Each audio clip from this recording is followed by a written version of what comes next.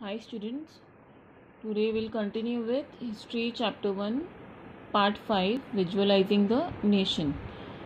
Now in this part we'll see जो इतने सारे नेशन स्टेट्स बनने के जो प्रयास चल रहे थे, तो आखिर में जब नेशन स्टेट बनने की बारी आई तो नेशन को एक रिकग्निशन कैसे दिया जाए, ये पार्ट में हम वही देखेंगे. Now we see first, during the 18th and 19th centuries, artists tried to give a face to the nation. तो ये जो सेंचुरीज़ है इसमें जो बहुत सारे आर्टिस्ट थे उन्होंने नेशन को एक रिकग्निशन देने के बारे में सोचा. अब जब हम रिकग्निशन के बारे में बात करते हैं तो अगर मैं इंडिया का एग्जांपल दूँ तो जब हम इंडिया के बारे में बात करते हैं तो हम भारत माता ये वर्ड यूज़ करते हैं, तो हमें पता चलता है कि we are talking about India, Bharat Mata. तो वैसा ही कुछ रिकग्निशन इस चैप्टर में, इस पार्ट में हम देखने वाले हैं. Now the female form chosen did not stand for real women. Soon the female figure became an allegory. अभी जब भी हम किसी नेशन स्टेट या किसी भी कंट्री के बारे में बात करते हैं तो जो भी चीज़ उसे रिप्रेजेंट करती है मोस्टली एक फ़ीमेल फॉर्म होता है. अब ये फीमेल फॉर्म असलियत में एक रियल वुमेन नहीं होती है, इट्स जस्ट एन इमेजिनेशन. तो आगे चल के क्या देखा गया है कि ये जो फीमेल फॉर्म है, फीमेल फिगर है, वो एक एलिगोरी है, यानी किसी एक चीज़ को रिप्रेजेंट करने के लिए जो इमेज यूज़ की जाती है उसे हम एलिगोरी कहते हैं. अभी हम नोटिस करेंगे तो क्या देखते हैं कि जब भी किसी कंट्री को रिप्रेजेंटेशन करते हैं तो फीमेल फॉर्म ही क्यों होता है, क्योंकि हम मोस्टली ये टर्म यूज़ करते हैं किसी कंट्री के लिए, यानी कि मदरलैंड. तो जब भी हम मदरलैंड की बात करते हैं तो यहाँ पे फेमिनिज्म आता है, इसीलिए मोस्टली जो लोग हैं वो फीमेल फॉर्म ही यूज़ करते हैं एक नेशन स्टेट को रिप्रेजेंट करने के लिए. If we talk about another example, we can talk about justice. For justice, allegory of blindfolded woman is used. इंसाफ की देवी जिसे हम कहते हैं, तो वो भी एक वुमेन एलिगोरी है. तो इस एलिगोरी को यूज़ किया जाता है बहुत जगह पे, हमने देखा होगा मूवीज़ में या फिर सीरियल्स में कि एक जस्टिस के लिए जो एलिगोरी यूज़ होती है वो एक ब्लाइंड फोल्डेड वुमेन होती है. अभी ये जो वुमेन फेमिनिज्म, ये वुमेन फॉर्म ऑफ एलिगोरी का जो कॉन्सेप्ट है या फिर आइडिया, ये कहाँ से आया. Now the idea of using female allegory came with French revolution.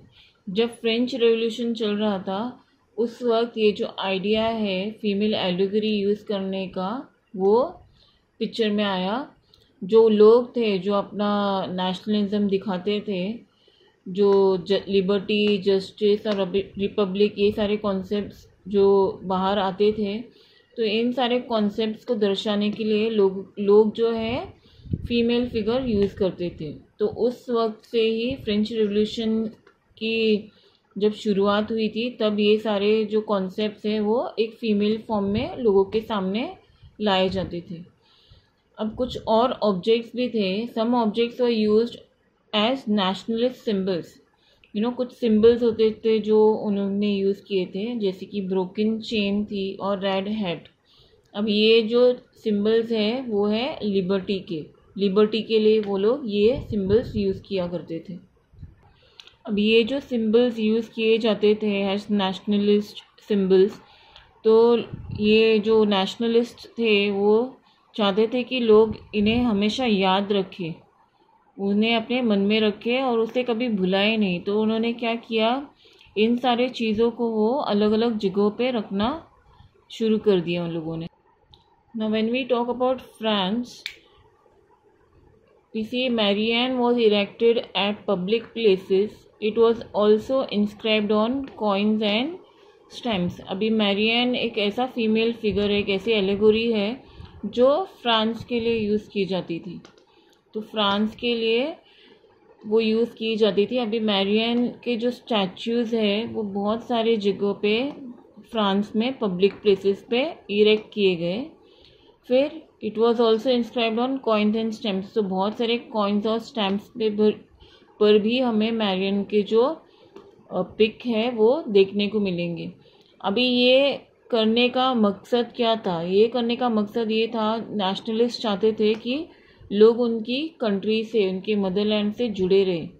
तो जब भी वो ये फीमेल फिगर अपने पब्लिक प्लेसेस में देखेंगे तो उन्हें अपने देश के प्रति भावना उनके अंदर जागरूक रहेगी, तो इससे वो और नेशनलिज्म की तरफ उनको ले जा सकेंगे। इसीलिए ये सारी चीज़ें हुई थी। Now here you can see a female figure of Marianne. ये पोस्टेज स्टैम्प पे है जो 1850 का है और ये फ्रांस का है। ओके, तो ये एक फीमेल फिगर है जो फ्रांस को रिप्रेजेंट करता है। Now when we talk about Germany, the female allegory which is depicted is Germania. तो जर्मेनिया एक फीमेल फिगर है जो जर्मनी के लिए यूज़ की जाती है to portray Germany. Now here in this picture you can see the allegory of Germania. भी जर्मेनिया एक फीमेल फिगर है जो जर्मनी को रिप्रेजेंट करती है।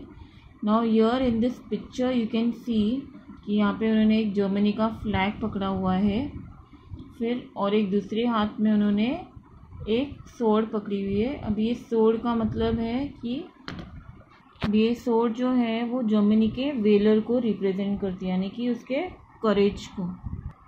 और उसके साथ ही हम देखेंगे यहाँ पे सोर्ड्स पर कुछ ओक लीव्स है। अभी ये ओक लीव्स यहाँ पे जर्मन के हीरोइज्म के लिए स्टैंड करते हैं, यानी कि जो हीरोइज्म वो पोर्ट्रे करता है उसके लिए।